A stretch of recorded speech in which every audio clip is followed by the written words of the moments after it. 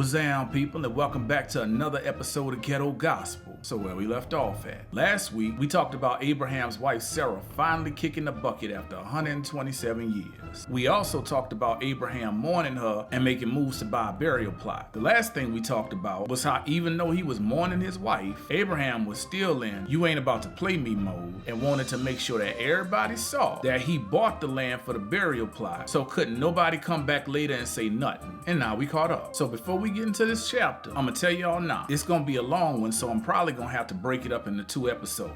Another thing is this, I said it last episode, but I'm gonna repeat it. You gotta remember that this stuff that's happening is happening in a different time and in a different culture. So the first thing it says in chapter 24 is that Abraham was getting old and that the Lord had blessed him in everything. So he hollered at his right-hand man and he was like, "Swear to God, you ain't gonna let my son marry none of these local women around here. Go back to my hometown to find him a wife." So his right-hand man was like, "What if I find a little chick and she ain't trying to leave her hometown? You want me to move Isaac back there?" And Abraham was like, "Absolutely not. God got me up out of there. He done made all of these promises about what he gonna do for me and how he gonna give this land to my offspring. He gonna send an angel to make sure everything's straight. Regardless, if the little Chisholm ain't trying to make moves, then you free from this promise. But don't you dare let my son go back to my hometown." So then it say his servant put his hand up under his thigh and made the promise. The next thing Abraham's servant did was put together 10 camels and a bunch of Abraham's stuff and headed out to Abraham's hometown. So the next verse say, at evening time when the women went out to draw water,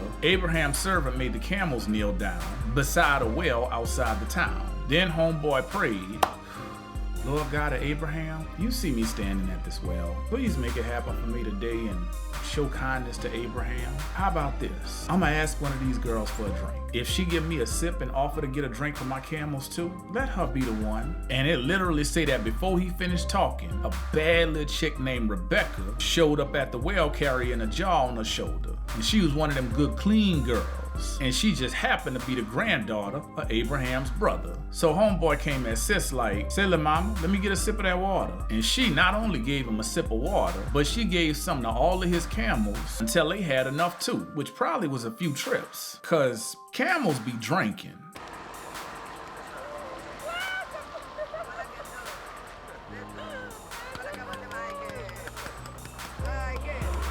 So homeboy just kept quiet and watched while she was doing her thing to make sure that God was the one who was making this happen. Once she was done, he gave her a gold ring about half a shekel heavy and 2 gold bracelets about 10 shekels heavy. That ring would have been about $380 and them bracelets would have been about $8K in today's money. And I'm not even sure if that's the weight of each bracelet or both of them, so it might have been more. So then he was like, "Where your people is? Please tell me y'all got some space where we could crash for the night." And she told him she was Nakor's granddaughter, that's Abraham's brother, and that they had plenty of space and food for all the camels. So once he found out who her people was, homeboy had a whole little praise break.